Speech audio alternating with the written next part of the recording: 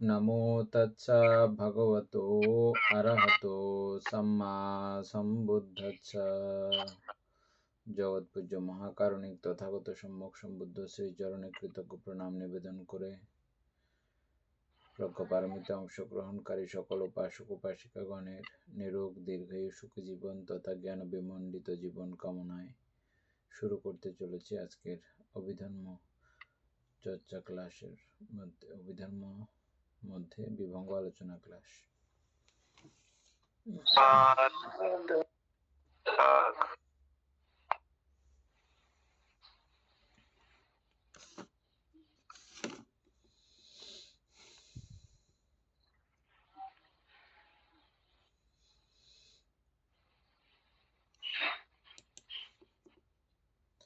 আমরা তিন প্রকার বিষম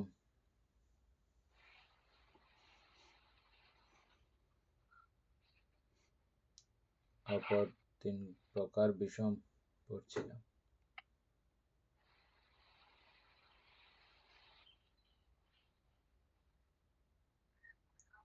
মিউট করা উপাসক আপনার। সুকুমার বলবো নাকি? সুকুমার তো পড়ানো নাকি? পারুন না, সমস্যা নেই।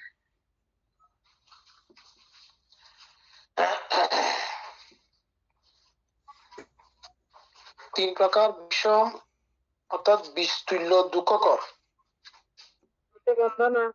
মঙ্গলক। তৎমধ্যে তিন প্রকার বিষম কিরূপ? রাগ বিষম, দেশ বিষম,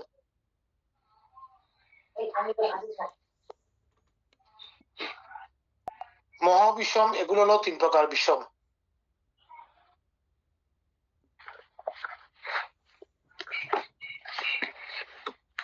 মানে এখানে কি বলা হচ্ছে, লোভ, লোভটা অনেক সময় বিষতুল্য দুঃখকর, এটা বলা বোঝানো হচ্ছে মানে নাকি?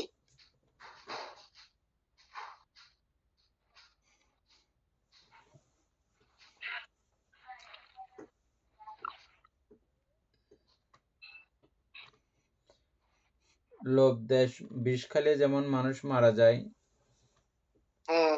আর লোভের আধিক্যেও মানুষ মারা যায়।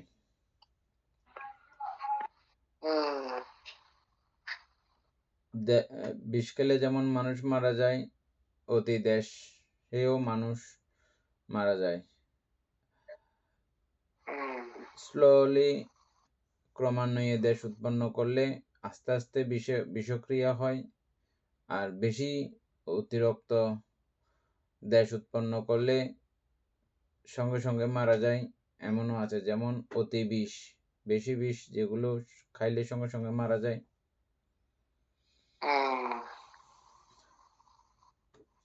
তারপরে আর অনেক সময় খুব হালকা বিষ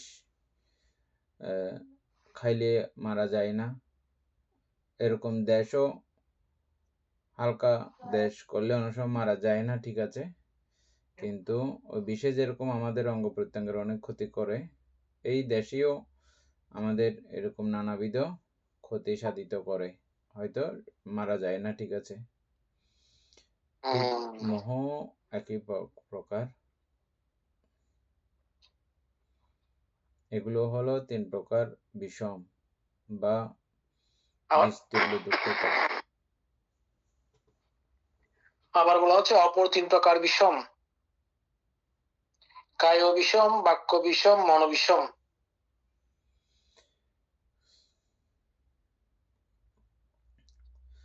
কায়ের দুশ্চরিত্র আচরণ গুলো বিষতুল্য, বাক্য দুশ্চরিত্র আচরণ গুলো বিষতুল্য, মন দুশ্চরিত্র আচরণ গুলো দুশ্চরিত্র, হ্যাঁ, এগুলো তো আমরা জানে আসছি অবশ্যই। আগুন। তারপর তিন প্রকার অগ্নি, রাগ অগ্নি, দেশ অগ্নি, মোহ অগ্নি।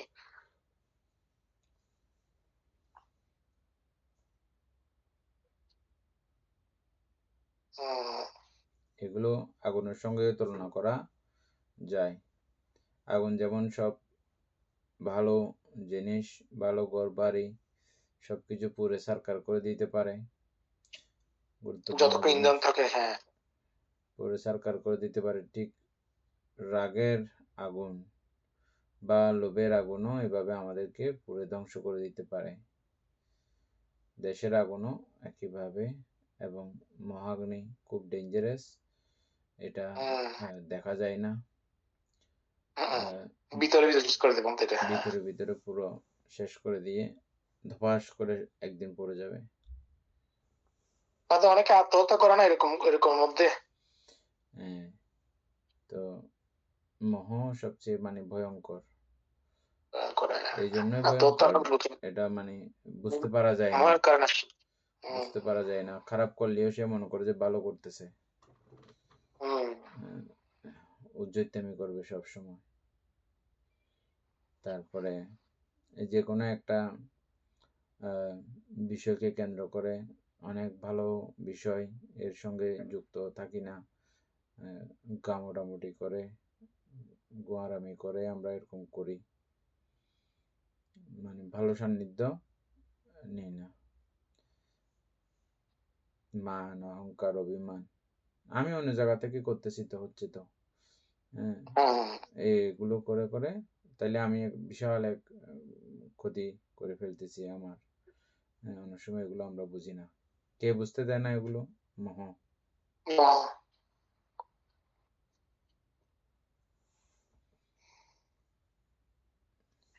তারপর যে 3 প্রকার কষায়, কষা মানে রঞ্জন, রাগ কষায়, দেশ কষায়, মোহ কষায়। এখানে রঞ্জনটা কি জানি ভুলে গেছি বলতে। রঞ্জন তো রঙিন করা, রঙানো। কষাইয়ের অর্থ রঞ্জন যদি হয়, এটাও আছে। আবার মনোরঞ্জন একটা ব্যাপার আছে না, ওই রঞ্জন ওখানেও আছে তো, মনোরঞ্জন। হ্যাঁ ওইটা ঠিক আছে মনোরঞ্জন, কিন্তু এখানে রাগ, রাগ তো লোভ, লোভ কষায়, লোভ রঞ্জন, এটা কিরকম করে হলো তাহলে? মানে লোভে রঞ্জিত হওয়া আর কি। লোভ মানে লোভে গড়গড় করা, টাইট ফিট হয়ে আছে, এরকমটা বোঝাচ্ছে বোধহয়। মানে রাগে তদ্গত, দেশে তদ্গত, একদম মোহে তদ্গত, মানে গলা পর্যন্ত হয়েছে আর কি, রাগ দেশ মোহ।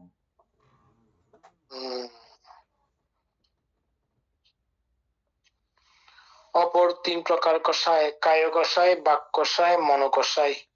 উপাসক সুকুমার বাবু, তারপরও এই রঞ্জন শব্দের অর্থ, কষাই শব্দের অর্থটা একটু করে দেখেন, ফাইলে জানাইয়েন। হ্যাঁ, তারপরে অপর 3 প্রকার কষায়, কায় কষায়, বাক কষায়, মন কষায়। কষাই মানে আবার ওই কাটা, ওই ওই কষা, ওদেরকে বলা হচ্ছে এখানে। ওটা তো বানান বেশ কম আছে বোধ হয়, ওটা বানান বেশ কম আছে মনে হয়।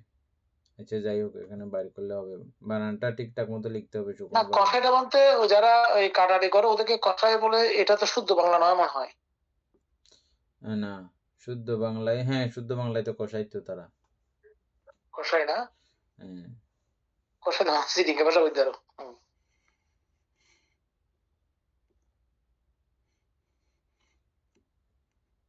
তারপরে আশার দৃষ্টি, 24 ক আশ্বাদ দৃষ্টি। তন্মধ্যে আশ্বাদ দৃষ্টি কিরূপ? এখানে কোন কোন শ্রমণ বা ব্রাহ্মণ এরূপ মতবাদী ও এরূপ দৃষ্টি সম্পন্ন, কামসমূহে কোন প্রকার দোষ নেই, তিনি কামসমূহে নিমজ্জিত হন, ইহাই আশ্বাদ দৃষ্টি। ওই যে তখন তো আমরা ইয়েতে পাইছিলাম, কি সূত্র জানি, ব্রহ্মদল সূত্রে।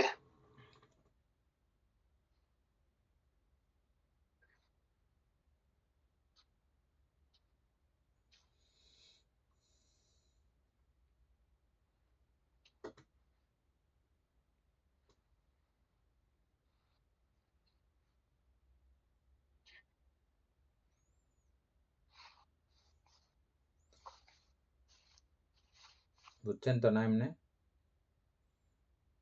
হুম, কাম পরিভোগে কোনো দোষ হয় না, এই ধারণা পোষণ করেন। ইহাই হচ্ছে যে আশার দৃষ্টি। হ্যাঁ, বান্তে এখানে অর্থাৎ কষাই শব্দটির অর্থ হচ্ছে যেভাবে বলছে আর কি, অর্থাৎ কষাকষ ভাব, অর্থাৎ নোংরা ভাব, যা চিত্তকে মলিন বা কুলসিত করে।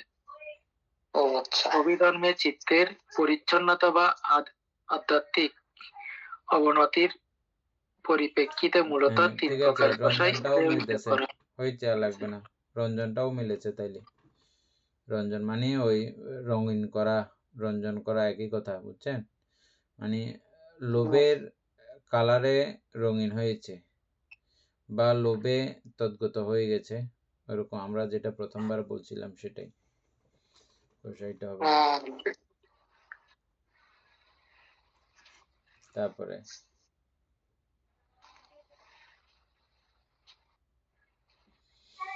আচ্ছা,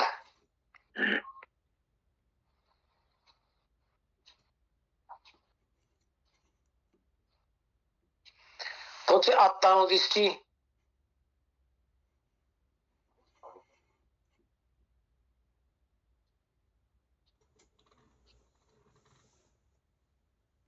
মিথ্যা দৃষ্টি,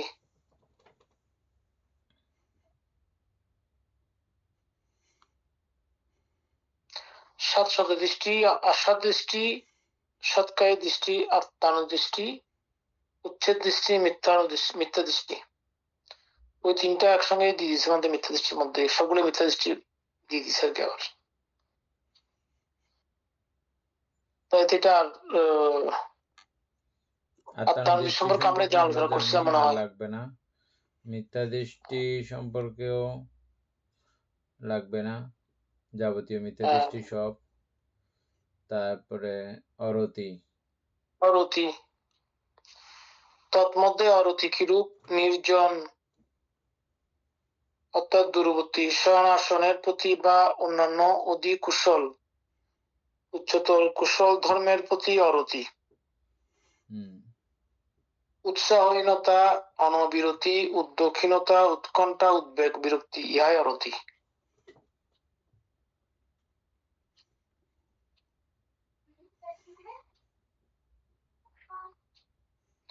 আচ্ছা, এখানে কি বলা হচ্ছে? দূরবর্তী, শয়নাসনের প্রতি বা অন্যান্য অধিক কুশল ধর্মের প্রতি অরতি। আচ্ছা, এখানে কি আপনার ওই মানে ভাবনা করার স্থানের কথা বলা হচ্ছে বলতে এখানে নাকি? শুধু ভাবনা বলে কথা ওইটার না, প্রতি, যার যার অনুযায়ী আর কি, মানে কুশলের প্রতি হ্যাঁ আমাদের অরতি উৎপন্ন হয় না, হ্যাঁ, বিরক্তি ভাব আসে আর কি, না ওইটা নির্জনবর্তী শয়নাসনের প্রতি স্থলন্ত সে কারণে। সবগুলো আর কি, কুশল যত বিষয় আছে সবগুলো। তো এখানে বিশেষ করে নির্জন শয়নাসনের প্রতি, অর্থাৎ অরণ্য জীবন যাপন, এটা ভিক্ষুদেরকে কেন্দ্র করে বলা হয়েছে আর কি। ভিক্ষু বলে কথা না, দায়কও নির্জনে ধ্যান করতে চাইলে তো তাদের নির্জন পরিবেশ, অরণ্য পরিবেশ দরকার। নির্জন দূরবর্তী শয়নাসনের প্রতি বা অন্যান্য অধিকুশল, কুশল এবং অধিকুশল, এটা অধিকুশলের মধ্যে ধ্যান, উচ্চতর কুশল দিছে বলতে ব্র্যাকেটে। ধ্যান আদি, মানে ধ্যান আদি জাতীয় আর কি। হ্যাঁ বলতে সে কারণে। তারপরে এসে উচ্চতর কুশলের মধ্যে কিন্তু অভিধর্ম চর্চাও কিন্তু উচ্চতর কুশলের পর্যায়। অবশ্যই বলতে, হ্যাঁ।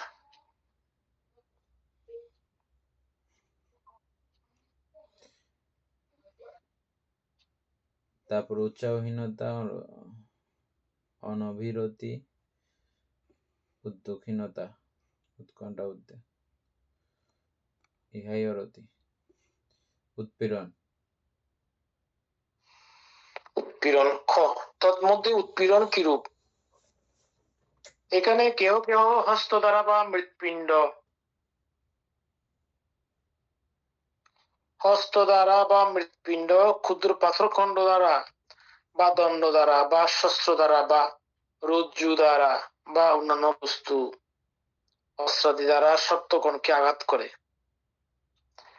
যা এরূপ অত্যাচার, যন্ত্রণা প্রদান, হিংসা, বিহিংসা, রোষকরণ, বিরক্তিকরণ অর্থাৎ ক্রুদ্ধভাব, পরের প্রতি আঘাতকরণ, ইহাই উৎপীড়ন, ক্ষতিকর।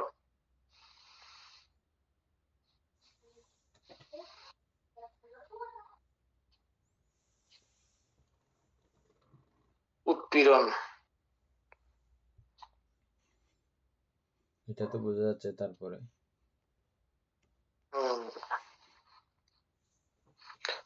তারপর গ হচ্ছে অধর্ম চর্চা, পাপাচার। তৎমধ্যে অধর্ম চর্চা, চর্যা, চর্চা অধর্ম চর্যা, পাপাচার। তৎমধ্যে অধর্ম চর্যা কিরূপ? কায়ের দ্বারা যে অধর্ম চর্যা, বিষম চর্যা, অনৈতিক আচরণ, বাক্যের দ্বারা যে অধর্ম চর্যা, বিষম চর্যা, মনের দ্বারা যে অধর্ম চর্যা, বিষম চর্যা, ইহাই অধর্ম চর্যা। হচ্ছে এখানে কায়ে বাক্য মন চিতারে যে পাপ কর্ম করা হয়, এটা কোথায় দিছে বান্ধে না। তারপর হচ্ছে 26 ক অবাধ্যতা, আবাধ্যতা হচ্ছে এখানে বেকারে পরিশ্রম। এখানে তৎমধ্যে অবাধ্যতা কিরূপ? সহধর্মী অর্থাৎ ভিক্ষু ভিক্ষুণী, শ্রামণ শ্রামণী ও শিক্ষা মানা। মঙ্গল। আচ্ছা, সহধর্মী ব্যক্তিগণের মধ্যে কেহ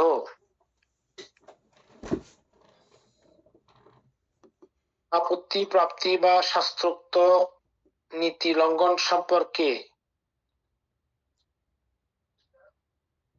কিছু বললে, অর্থাৎ তুমি শাস্ত্রোক্ত নীতি লঙ্ঘন জনিত অপরাধ করেছ, যথাশীঘ্র ইহা প্রতিকার করো বলে কোন প্রকার উপদেশ দিলে অগ্রাহ্য করা, প্রতিবাদ করা, প্রত্যভিযোগ করা, প্রতিকূল ভাব গ্রহণ, বিপরীত বুদ্ধিতে উৎসাহী হওয়া, যথাকালে উপদেশ গ্রহণ না করা, অগৌরব করা, অবশ্যতা স্বীকার, ইহাই অবাধ্যতা। আচ্ছা, অবাধ্যতা মানে আমরা আগে পড়ছিলাম এরকম কি একটা।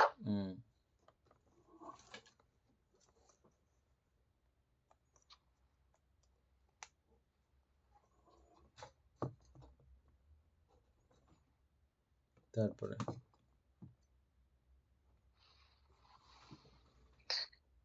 তারপর হচ্ছে পাপমিত্রতা। তৎমধ্যে পাপমিত্রতা কিরূপ? যে সকল পুদ্গল অশ্রদ্ধ, এটাও আমরা আগে পড়ছিলাম, দুঃশীল, অল্পশ্রুত, মাৎসর্য পরায়ণ, দুষ্প্রাজ্ঞ, যা তাদের প্রতি সেবা, অনুসরণ, সংসর্গ, ভজনা, পূজা, পূজনা ব্যক্তি, এগুলো পড়ছিলাম মধ্যে পাপমিত্রতা। নানাত্ব সংজ্ঞা, কাম সংজ্ঞা, ব্যাপাদ সংজ্ঞা, বিহিংসা সংজ্ঞা, ইহাই নানাত্ব সংজ্ঞা। এটা তো পড়ছি মনে হয় না। নানাত্ব সংজ্ঞা পড়ছে না, নানাত্ব কি পড়ছে তো?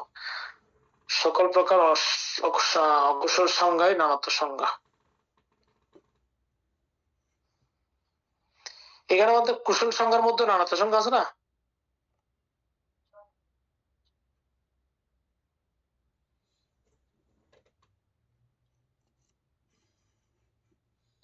কুশল নানাত্ব বলতে নানাত্ব সংজ্ঞা এখানে আমাদেরকে ডাইরেক্ট এটা বোঝানো হচ্ছে যে নানাত্ব সংজ্ঞা উপরে আমরা পড়ে আসছি, যে ওটা ওখানে কি জন্য ব্যবহার করেছে,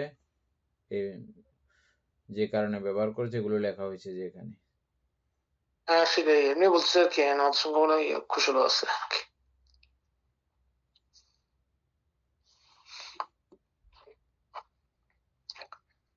তারপরে হচ্ছে উদ্যত। তন্মধ্যে উদ্যত কিরূপ? যা চিত্তের উদ্যত ভাব, অনুপশম, মানসিক বিক্ষেপ, চিত্তের ভ্রান্তত্ব, ইহাকে উদ্ধত বলে, যা চিত্তের উদ্ধত ভাব, অনুপশম, মানসিক বিক্ষেপ, চিত্তের ভ্রান্তত্ব, ইহাকে উদ্ধত বলে। মানে চিত্ত চঞ্চলতার কারণে মানে ভুল পথে ইয়ে করে, ওইটাই বোঝানো হচ্ছে, তার কি ভ্রান্তত্ব বা ভ্রান্তত্ব। হ্যাঁ, আগের মতোই, এখানে বেশ কম কিছু নাই। খ আলস্য। তৎমধ্যে আলস্য কিরূপ? কায় দুশ্চরিত্র বা বাক্য দুশ্চরিত্র বা মন দুশ্চরিত্র বা পঞ্চ কামগুণের প্রতি চিত্তের যে বশ্যতা, পুনঃ বশ্যতা অথবা কুশলমশয় ভাবনায় পরিপূর্ণতায় অসতর্ক কার্যতা, অসাবধানতা, অসতর্ক কার্যতা। আলস্য সম্পর্কে এখানে একটা খুব সুন্দর একটা কথা লিখছে। আলস্যতা সম্পর্কে খুব সুন্দর একটা নতুন কথা লিখছে এখানে।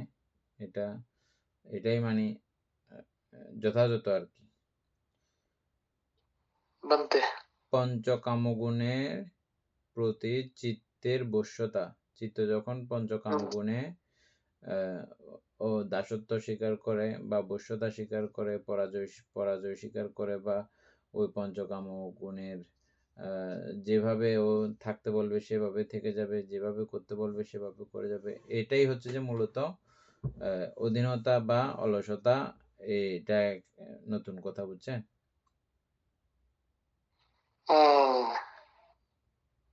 আমরা ঘুম বা আলসি তন্দ্রা এগুলোকেই আলস্য বলি, কিন্তু এখানে আলসি বলতেছে যে কামগুণের প্রতি, পঞ্চকামগুণের প্রতি বশ্যতা স্বীকার করা,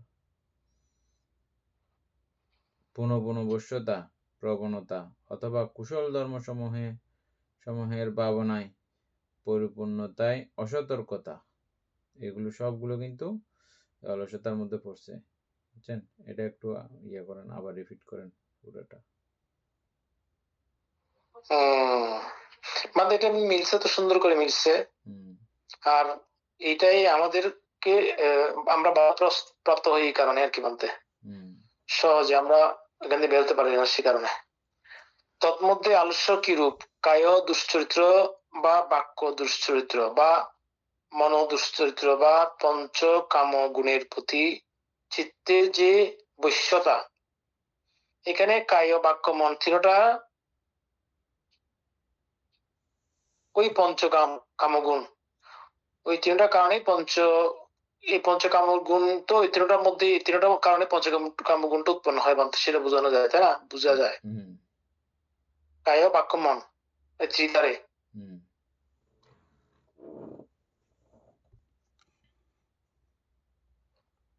আর এখানে আমরা পঞ্চকামগুণ, চক্ষু, কর্ণ, নাসিকা, জিহ্বা দ্বারা আমাদের যে রূপ, গন্ধ, শব্দ, রস, স্পর্শ, এই আধ্যাত্মিক বাহ্যিক যে বশ্যতা, অধীনতা, পুরোপুর বশ্যতা, এবং এটা প্রবণতা অথবা কুশলতম ভাবনায়, কুশলতম সময়ের ভাবনায় পরিপূর্ণতায় অসতর্ক কার্যতা, কাজে অধ্যবসায়হীনতা, অদৃঢ়তা, অলসতা, নিক্ষিপ্ত দূরতা,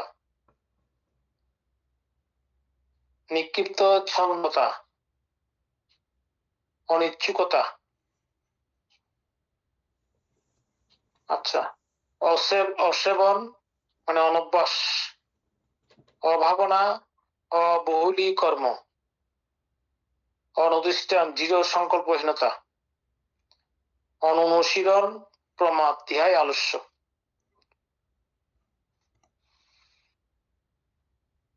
আচ্ছা, এখানে প্রমাদটাকেও আলস্য বলা হচ্ছে মানতে।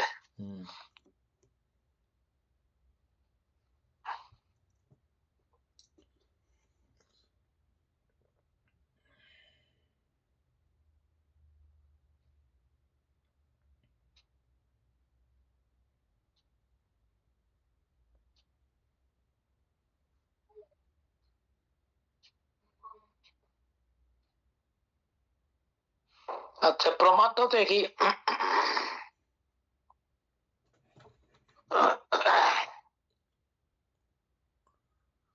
প্রমাদ একরকম একই, একরকম আবার একই না। প্রমাদ মানে প্রমত্ত হয়ে যাওয়া, হিতাহিত জ্ঞান ভুলে যাওয়া, ভালো মন্দ বিচার বিবেচনা করার ক্ষমতা না থাকা, প্রমত্ত যেটা, হ্যাঁ ঠিক আছে। তো অতি এটা কি মহাচ্ছন্নতা, আলস্যের কারণে হয়তো পারত নাকি? আলস্য, সেটা এক তা সাইড। না হলে এটা এক করে দিছে কেন আমাদের? পুরোপুরিটাই এটাই দিছে যে, আর কিছু দেয় না এখানে, কোনো যুক্ত কারণে সব হুবহু দিয়ে দিছে যে।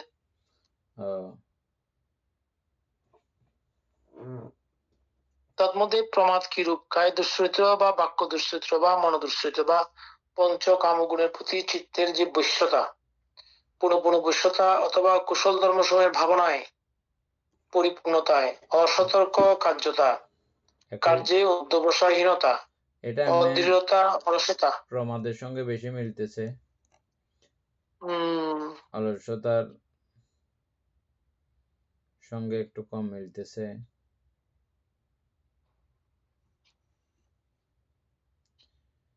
আর অলসতার কথা টোটালি এখানে আসেও নাই। কোনখানে? অলসতার ব্যাপারের মধ্যে এটা সেম সেম, দুনো জায়গাতে একই কথা। একই কথা বলতে। প্রমাদের মধ্যে আছে অদৃঢ়তা, অলসতা, নিকৃপ্ত, একটু মিস্টেক হতে দূরতা। পারে হয়তো। ওকে জিজ্ঞেস করে পারা, অলস্য প্রমাদের মধ্যে কি মানে, তাহলে মনে হয় সে বলে দেবে। সুগন বাবু দেখেন তো, এখানে এই যেমন আলস্য এবং প্রমাদ দুটাকে একই রকম লেখা হয়েছে, এই দুটার মধ্যে কি তফাৎ এটা একটু করে বাইর করেন, বাইর করে আমাদেরকে শোনাইয়েন। অসন্তুষ্টতা 28 ক, অসন্তুষ্টিতা। তন্মধ্যে অসন্তুষ্টিতা কিরূপ? আচ্ছা, প্রাপ্ত চিবর, পিণ্ডপাত, শয়নাসন, রোগীর প্রত্যয় স্বরূপ ভৈষজ উপকরণ, রোগীর প্রত্যয় স্বরূপ ভৈষজ উপকরণ বা পঞ্চ কামগুণের যে কোনোটির প্রতি অসন্তুষ্ট ব্যক্তির অধিক পাবার ইচ্ছা, যায়রূপ ইচ্ছা, ইচ্ছা পোষণ, অতিচ্ছুকতা, সর্বোৎকৃষ্ট পাবার আকাঙ্ক্ষা, রাগ, আসক্তি, অনুরাগ, চিত্তের মহাচ্ছন্নতা, হতবুদ্ধি, দেহকে অসন্তুষ্টিতা বলে। এটা বলতে আমরা আগে পড়ছিলাম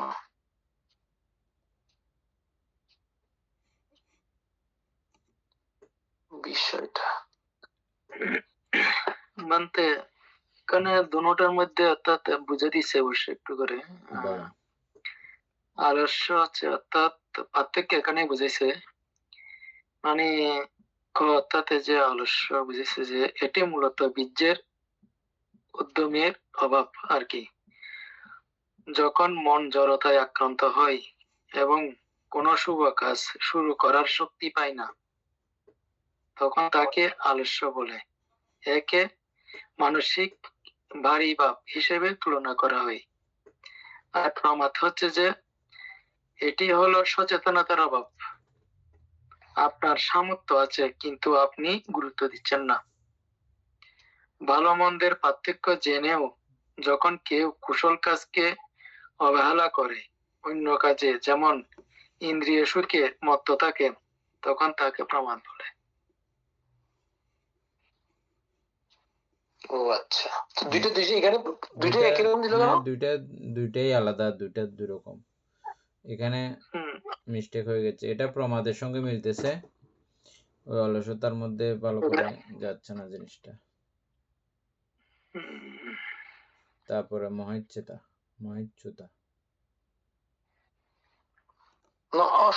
অসম্পর্কতা। এমনি বানতে আলস্য এমনি আলাদা করে দেখছিলাম যে, মানে তাও ওটাও আর কি,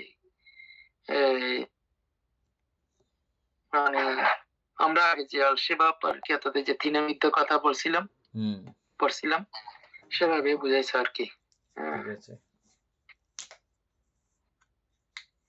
উপাসক, তারপরে অসম্পর্কতা হচ্ছে যা অজ্ঞান ও দর্শন পেয়ে অবিদ্যা রূপ প্রতিবন্ধক মহা অকুশল মূল, ইয়াকে অসম্পর্কতা। আচ্ছা, এটা পড়ছিলাম তো না, অসম্পর্কতা। মহেচ্যুতা কি রূপ? শিবর দিয়ে 929 নম্বর, বছর আগেরটা। মহেচ্যুতা অসন্তুষ্টতা একই, ঠিক আছে। সর্বাধিক পাবার আকাঙ্ক্ষা মানতে, ঠিক আছে। লজ্জাহীনতা, তন্মধ্যে লজ্জাহীনতা কি রূপ? লজ্জাকর বিষয়ে লজ্জিত না হওয়া, পাপ অকুশল ধর্ম সম্প্রাপ্তিতে লজ্জাহীনতা, অর্থাৎ পাপ অকুশল কর্ম সম্পাদনে লজ্জাবোধ না করা, ইহাই লজ্জাহীনতা।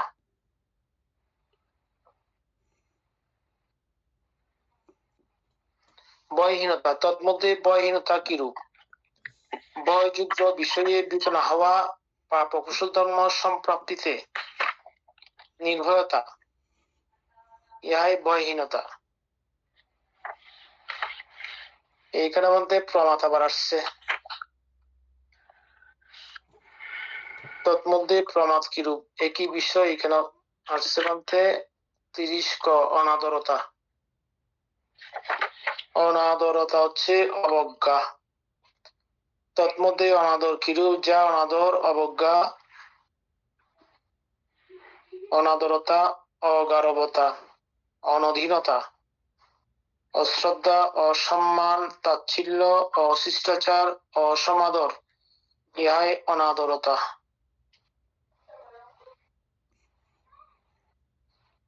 আচ্ছা, অবাধ্যতা,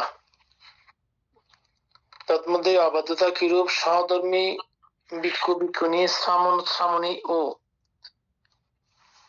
শিক্ষামানা ব্যক্তির মধ্যে কেহ আপত্তি প্রাপ্তি বা শাস্ত্রোক্ত নীতি লঙ্ঘন সম্পর্কে কিছু বললে, অর্থাৎ তুমি শাস্ত্রোক্ত নীতি লঙ্ঘন জনিত অপরাধ করেছ, যথাশীঘ্র ইহার প্রতিকার করো বলে কোন প্রকার উপদেশ দিলে অগ্রাহ্য করা, প্রতিবাদ করা, অভিযোগ করা, প্রতিকূল ভাব গ্রহণ, বিপরীত বুদ্ধি উৎসাহী হওয়া, যথাকালীন বিলম্ব না করা, অগৌরব করা, অবশ্যতা স্বীকার, ইহাই অবাধ্যতা। এগুলোর মধ্যে সেম তিনটা দৃশ্য সকল আসছে এরকম। তারপর 31 পড়তেছি, অশ্রদ্ধা, অবিশ্বাস। পাপমিত্রতাও সেম আছে, এটা পড়ছি, আর পড়তে হবে না। তারপরে অশ্রদ্ধা, ওটা সেম, আর পড়তে হবে না। তারপরে কৃপণতাও সেম আছে, আগেই পড়ছিলাম। অলসতা, এখানে অলসতা আসছে আবার। অলসতা এখানে আবার আসছে এর মধ্যে। হ্যাঁ, এর আগে ছিল তোমাতে মানতে এগুলো 3বার করে দিক নির্দেশ, তো মানে 3বার করে দিচ্ছে বলতে এগুলা। উদ্যত্ত পড়ছি আমরা, ক্ষুদ্র বস্তু অসংবর। এখন 32 খ মাস অসংবর, অসংবরটা পড়ি নাকি? এটাও আগে পড়ছিলাম, টেনে দিচ্ছি, তারপর একটু করে পড়ি। হ্যাঁ, তন্মধ্যে অসংবর কি রূপ? এখানে কেহ কেহ চক্ষু দ্বারা রূপ দৃশ্যবস্তু দর্শন করে, স্ত্রী পুরুষাদি ভেদে শুভ নিমিত্ত গ্রাহী হন এবং হস্তপদ শিষ্য হাস্য লাস্য বাক্য দৃষ্টি ইত্যাদি ভেদে কামব্যঞ্জক আকার গ্রাহী অনুব্যঞ্জন গ্রাহী হন, যে কারণে চক্ষু ইন্দ্রিয় সম্পর্কে অসংযত হয়ে বিচরণ করলে অবিদ্যা ও দোমনস্যাদি পাপ অকুশল ধর্ম অনুস্রাবিত হয়, তিনি উহার সংযমের জন্য অগ্রসর হন না, প্রতিপন্ন হন না। চক্ষু ইন্দ্রিয় রক্ষা করেন, চক্ষু ইন্দ্রিয় বিষয়ে সংযম প্রাপ্ত হন না। শ্রোত্র দ্বারা শব্দ শ্রবণ করে, তারপর দ্বীপে ঘ্রাণ দ্বারা গন্ধ আলম্বন গ্রহণ করে, জিহ্বা দ্বারা ওই যে পঞ্চকামগুণের কথা বলা হচ্ছে এখানে, মন দ্বারা ধর্ম বিজ্ঞাত নিমিত্ত গ্রাহী ও অনুবেদন গ্রাহী হন, যে কারণে মনেন্দ্রিয় সংযত হয়ে বিচরণ করলে অবিদ্যা দোমনস্যী পাপগুলো অনুস্রাবিত হয়, তিনি উহার সংযমের জন্য প্রতিপন্ন হন না, মনেন্দ্রিয় রক্ষা করেন না, মনেন্দ্রিয় সংযম প্রাপ্ত হন না, যা ঈশ্বরেন্দ্রিয়ে অগুপ্তি, অসংযম, অসতর্কতা, অরক্ষা, অসংবর, অনিয়ন্ত্রণ, ইয়াকে অসংবরতা বলে। এমনি তো সবাই বুঝছে মনে হয় এটা, না? তারপরে দুশ্লীলতা তো আগের মতোই আছে। দুশ্চিরতা, আর্যগণের অদর্শনের ইচ্ছা। এটাও আগে পড়ছিলাম। এটা আগে পড়ছি বলতে। তারপরে সদ্ধর্ম অশ্রবণের ইচ্ছা, সদ্ধর্ম দেশনা শ্রবণ করার ইচ্ছা নাই। তারপরে বর্ষণাপূর্ণ চিত্ততা। ইয়ার মধ্যে অশ্রবণের মধ্যে আছে কিছু, একটু ইয়ে করে দিবা কোনগুলো অশ্রবণের করতে চাচ্ছেন না। তো তাই সদ্ধর্ম কিরূপ? চারি স্মৃতি উপস্থান, চারি সম প্রচেষ্টা, চার বৃদ্ধিপাদ, পঞ্চ ইন্দ্রিয়, পঞ্চবর, সপ্তবুদ্ধঙ্গ, আর্য সমার্গ, ইহাই সদ্ধর্ম। আচ্ছা, সদ্ধর্ম কি এটা বলা হচ্ছে? এই সদ্ধর্মগুলো শ্রবণ না করার ইচ্ছা। না, আমি সদ্ধর্মটা টোটাল জানতে চাচ্ছি, মানে কি চারি স্মৃতি প্রস্থান। আমরা এখানে ওই সাহিত্যের বুদ্ধিপক্ষের ধর্ম কি আসছে? পুরোটা আসে নাই? আসছে তো সপ্ততিংশ বুদ্ধিপক্ষীয় ধর্মগুলো আসছে যে সবগুলো, সেটাই। সেটা পুরোটা আসছে, সেটা দেখছি এর মধ্যে। যাই রূপ, সদ্ধর্মের অশ্রবণের ইচ্ছা, শুনতে অনাগ্রহ, সদ্ধর্ম শিক্ষা ইহা ধারণে হৃদয়ঙ্গমের ইচ্ছা, ইহাই সদ্ধর্ম অশ্রবণ ইচ্ছা। কারণ এগুলোতে সবকিছুই সদ্ধর্মের মধ্যে। আচ্ছা, বৎসনাপূর্ণ চিত্ততা, তন্মধ্যে বৎসনাপূর্ণ চিত্ততা কিরূপ? তথায় বৎসনা কিরূপ? যা বৎসনা নিন্দা, তিরস্কার, দোষারূপ, অপমান, ঘৃণা, অবজ্ঞা, কুব্যবহার, অত্যাচার, পরদোষ অন্বেষণ, ইহাই বৎসনাপূর্ণ চিত্ততা।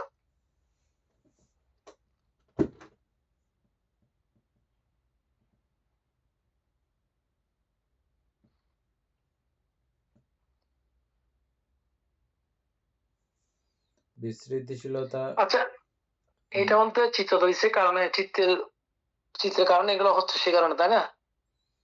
কোনটা? বৎসনাপূর্ণ চিত্ততা, এটা চিত্রের মাধ্যমে হচ্ছে, সে কারণে নাকি? এটা উপরেই তো আছে, পয়েন্টেই তো আছে বর্ষণাপূর্ণ চিত্ততা, মানে আমার মনে মনে বা ওইভাবে চিত্ত উৎপন্ন করা,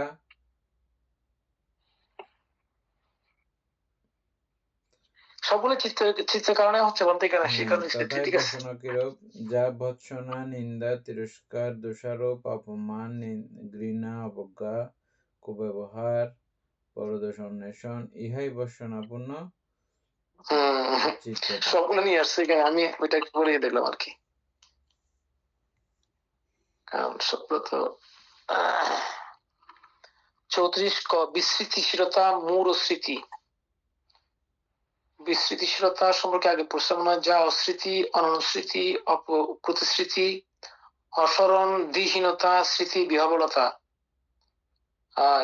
কটাহ চলে বাসা নিয়ে যে স্মৃতি, এটা কিরকম বলতে? বাসমান, অগভীর, নষ্ট স্মৃতি, অমনোযোগিতা, ইহাই বিস্মৃতিশীলতা, মূল স্মৃতি। অসম্পর্কতা পড়ছি একটু আগেই। আমরা এটা অন্যভাবে উদাহরণ পাইছিলাম তো। কোনটা বলতে? যে অলাবু, কটাহ জলে বাসা নিয়ে যে স্মৃতি, এটা পাইছিলেন বলতে কোথায়? আমি তো অবশ্যই অন্য একটা ভাষা ছিল, এটা ছিল না, অন্য একটা উদাহরণ ছিল। অর্থাৎ পঞ্চ ইন্দ্রিয় যখন যেভাবে চালাই, যখন যেমন তখন সেরকম আমার মনও সেভাবেই ঘুরতেছে, মানে চোখের মতো করে মন চলতেছে, কানের মতো করে মন চলতেছে, আমার মতো করে চলতেছে না। যেমন নদীর স্রোতে কোনো কিছু এরকম ভাষায় দিলে ও নদীর স্রোত যেদিকে যায় সেদিকে যায়, যে স্মৃতির কাজ কিন্তু সেরকম না। স্মৃতির কাজ সেরকম না। স্মৃতির কাজ হচ্ছে আমি যেখানে দাঁড়া করে রাখবো সেখানে দাঁড়াইবে, যে তুমি, আমি যেখানে গাড়াই দেবো তুমি সেখানে গাড়াই থাকবা, এটা স্মৃতির কাজ।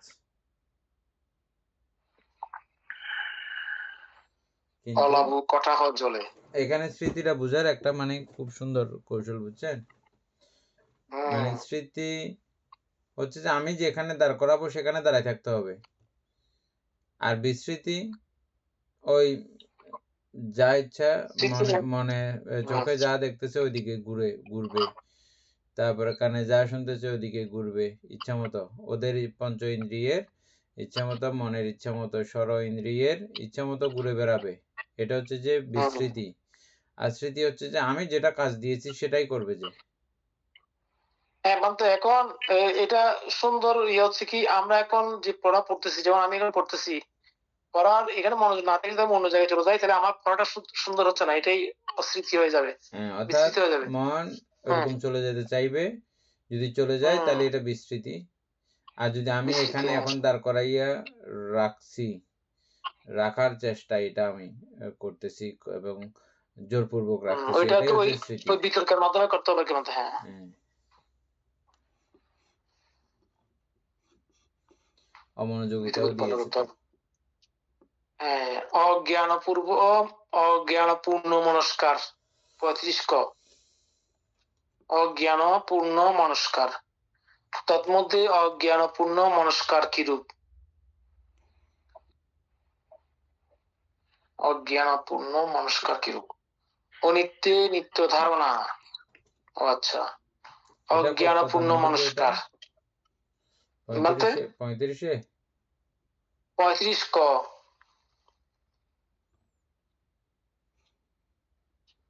এটা মিলতেছে না কেন? তার মধ্যে বিস্মৃতিশীলতা কিরূপ, এটাই না আসতেছে না, তো। কোথায়? আচ্ছা, না, এই যে 34 বানতে, আচ্ছা আচ্ছা, হ্যাঁ 35-এর ক। 35 ক বানতে, অজ্ঞানপূর্ণ মনস্কার। অনিত্যে নিত্য ধারণা, অজ্ঞানপূর্ণ মনস্কার। দুঃখে সুখ ধারণা, অজ্ঞানপূর্ণ মনস্কার। অনাত্মে আত্মধারণা, অজ্ঞানপূর্ণ মনস্কার। অশুভে শুভ ধারণা, অজ্ঞানপূর্ণ মনস্কার। অথবা সত্যের বিপরীতে চিত্তের যে আবর্তন, প্রত্যাবর্তন, ধারণা মনন, সমাবেশ, মনোযোগিতা, মনস্কার, ইহাই অজ্ঞানপূর্ণ মনস্কার। এই বিষয়ে বলতে আপনি অনেকবার আমাদের অনেক সুন্দর করে বুঝিয়ে দিয়েছেন, তো আশা করি এটা সবাই বুঝছে।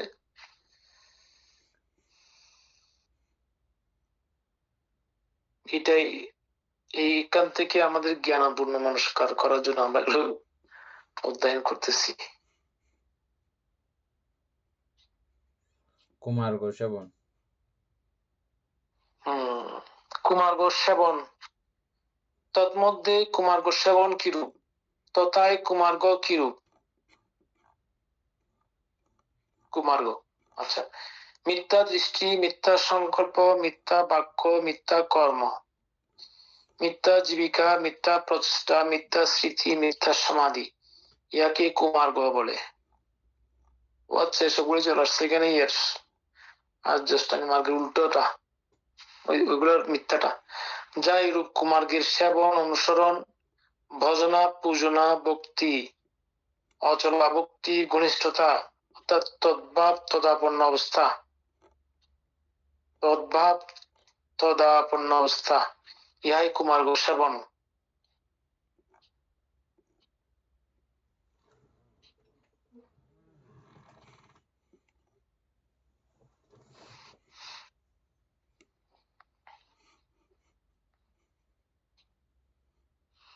মানসিক অলসতা, আচ্ছা এখন আবার আসছে মানসিক অলসতা, এটা তারটা। তন্মধ্যে মানসিক অলস্য কিরূপ? যা চিত্তের অসুস্থতা, অনীহা, অকর্মণ্যতা, নিষ্ক্রিয়তা, সংলগ্নতা, জড়তা, ঢিলামিতা, স্তব্ধতা, ঔদাস্য, আলস্যতা, চিত্তের আলস্য পরায়ণতা, ইহাই মানসিক অলসতা।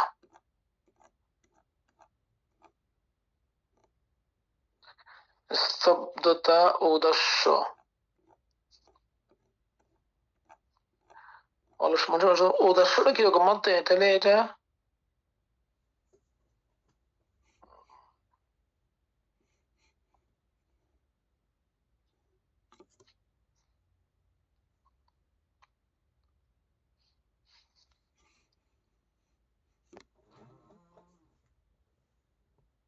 দিক নির্দেশ এখানে শব্দ ঔদাস্য।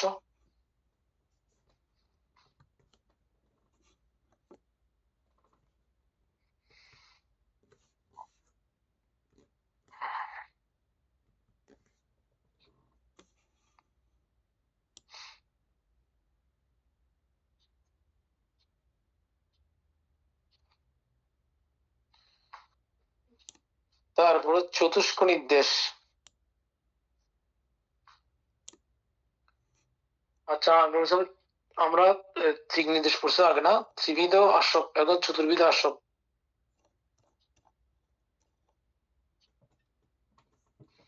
কামা আসক, বাবা আসক, দৃষ্টি আসক, অবিদ্যা আসক। বাদ এগুলো পড়বো নাকি টেনে চলে যাবো? টেনে যান এগুলো। কামা আসক আমরা পড়ছি, ভব আসক পড়ছি, দৃষ্টি আসক পড়ছি, অবিদ্যা আসক পড়ছি, চতুর্বিধ গ্রন্থি ইত্যাদি। এখানেও টানে দিয়েছে। এখানে টেনে দিয়েছে বলতে। ধর্ম সঙ্গিনীর 1140 নম্বর প্যারা টেনে দিয়েছে। কাম উপাদান, দৃষ্টি উপাদান, শিল্পত উপাদান, আত্মবাদ উপাদান, চতুর্বিধ গ্রন্থি ইত্যাদি। আচ্ছা, 4 প্রকার তৃষ্ণার উৎপত্তি। কাম উপাদান, দৃষ্টি উপাদান, শিল্পত উপাদান, 6 নাম্বার যান। আত্মবাদ উপাদান। 4 প্রকার তৃষ্ণোৎপত্তি। তন্মধ্যে 4 প্রকার তৃষ্ণোৎপত্তি কিরূপ? জীবর হেতু বিক্ষুর উদীয়মান, জীবর হেতু বিক্ষুর উদীয়মান উৎপত্তিশীল তৃষ্ণা উৎপন্ন হয়।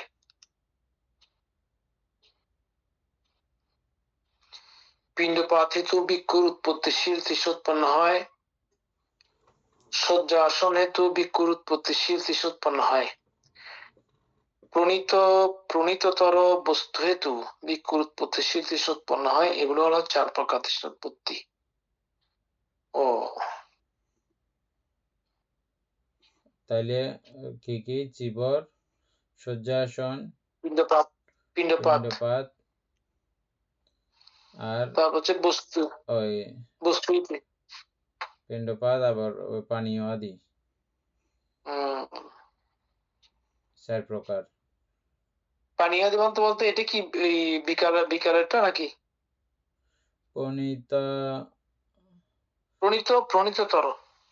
প্রণীততর মানে তো পানীয় জাতীয়, এই জাতীয় হবে। উপাসক সুকুমারবাবু দেখেন তো, প্রণীততর। এটা শ্রীলঙ্কানীরা ভাষাতে ব্যবহার করে। প্রণীত ভোজন, খুব সুস্বাদু খাবার। সুস্বাদু খাবারকে বলে থাকে মনে হয়।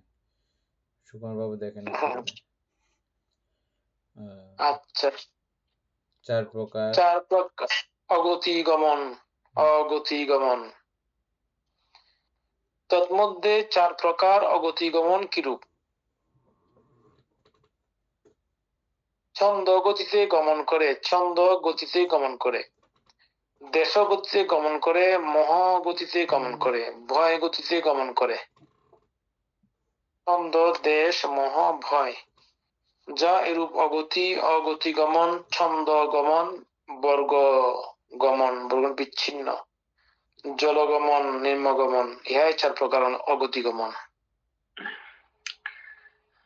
বান্তে এখানে অর্থাৎ পরিণীততরণ অর্থাৎ বস্তু বা হেতু তৃষ্ণা আর কি, অন্যান্য প্রয়োজনীয় সামগ্রী অর্থাৎ যেমন ওষুধপত্র বা আনুষঙ্গিক জিনিস যদি আরো উন্নত বা শ্রেষ্ঠ মনের পাওয়ার ইচ্ছা জাগে, তাকে বলা হয় প্রণীত বা প্রণীত মানে হচ্ছে শ্রেষ্ঠ।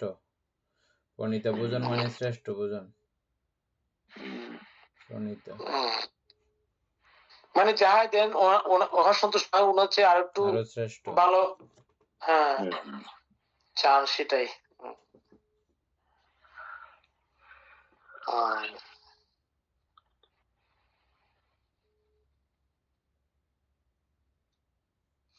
আচ্ছা, 4 প্রকার অগতিগমন।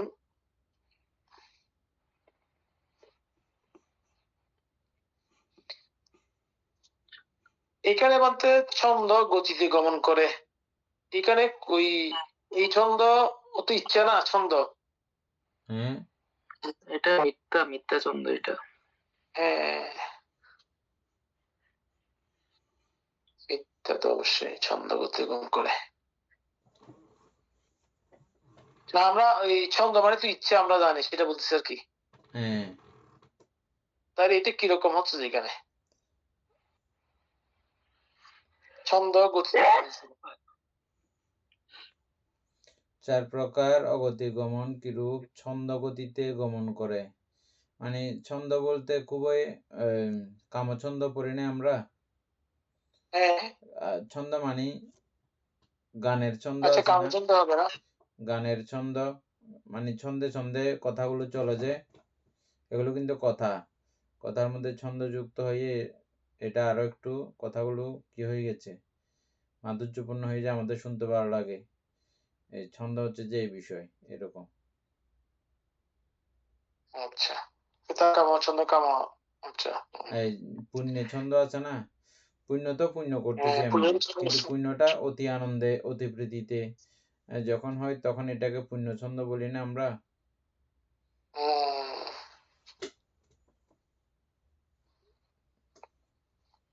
তারপরে আবার চারি ঋদ্ধিপাদের মধ্যেও ছন্দ আছে না,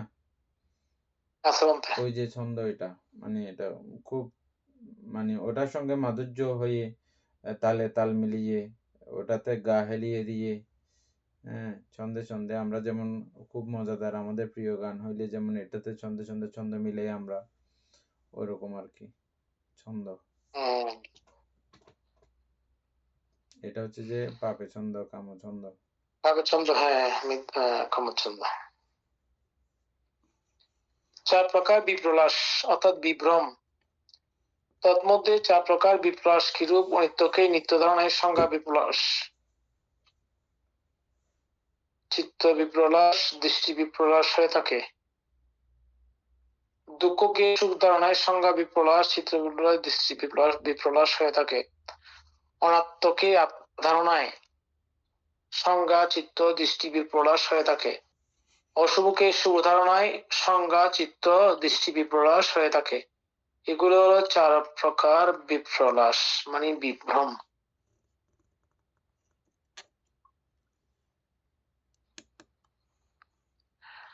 চার প্রকার অনার্য বাক্য। অদৃষ্টকে দৃষ্ট বলে, অশ্রুতকে শ্রুত বলে, অমূতকে মূত বলে, অবিজ্ঞাতকে বিজ্ঞাত বলে। এগুলো চার প্রকার অনার্য ভাষণ। আচ্ছা, 1 নম্বর টিকাতে বলছি কি, এই স্থলে মূত বা অনুমিত অর্থে ঘ্রাণ জিপা কায় ইন্দ্রিয়গ্রাহ্য গন্ধ রস স্পৃশ্য আয়তন বা বিষয়।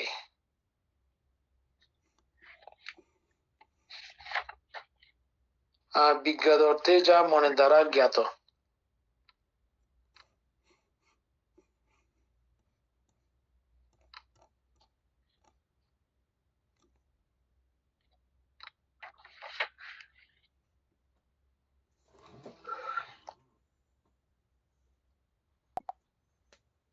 অপর চার প্রকার অনার্য ভাষণ।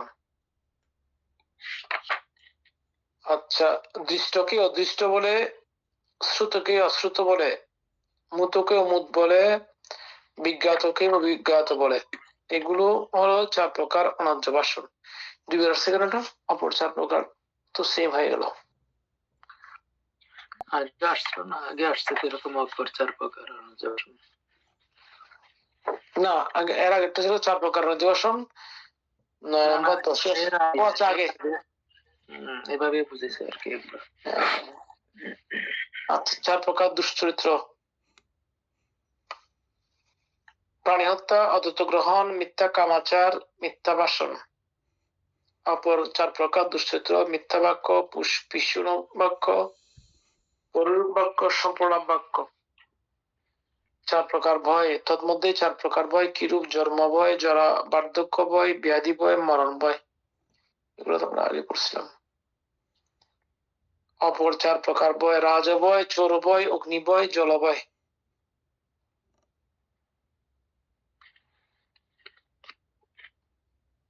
তন্মধ্যে অপর চার প্রকার ভয় কিরূপ: উর্মি তরঙ্গ ভয়, কুম্ভীর ভয়, আবর্ত ভয়, শোষক ভয়। এগুলো হলো চার প্রকার ভয়।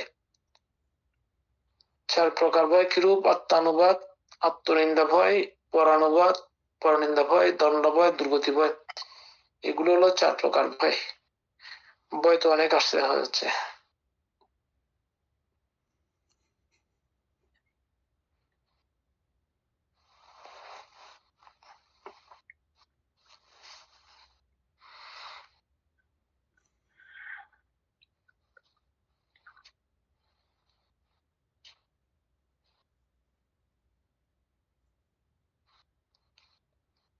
4 প্রকার মিথ্যা দৃষ্টি থেকে কালকে পড়বো আর কি না? হ্যাঁ, এটা ও টাইমে শেষ হয়ে গেছে। সদ্ধর্ম প্রাণ প্রিয় উপাসক উপাসিকা বৃন্দ, এতক্ষণ যাবৎ আমরা বিভঙ্গ আলোচনা করেছি, এতে আমাদের অপ্রমেয় পুণ্য সাধিত হয়েছে। পুণ্য রাশি অনন্ত চক্রবাসী সত্যগণকে দান করছি, গুরুভান্তিদেবকে দান করছি, মাতা পিতাগণকে দান করছি, এবং এই পুণ্যের কাছে আমরা প্রত্যেকে প্রার্থনা করব নির্বাণ লাভ অবধি অসৎ ব্যক্তি মূর্খ ব্যক্তি পাপ মিত্রের সংসর্গ লাভ না করে সদা সর্বদা জ্ঞানদর্শী কল্যাণ মিত্র সান্নিধ্য সংসর্গ লাভ করতে সক্ষম হই। এইরূপ সাধু কামনা পোষণ করে আজকের মতো ক্লাস এখানে সমাপ্ত করছি। সাধু সাধু সাধু সাধু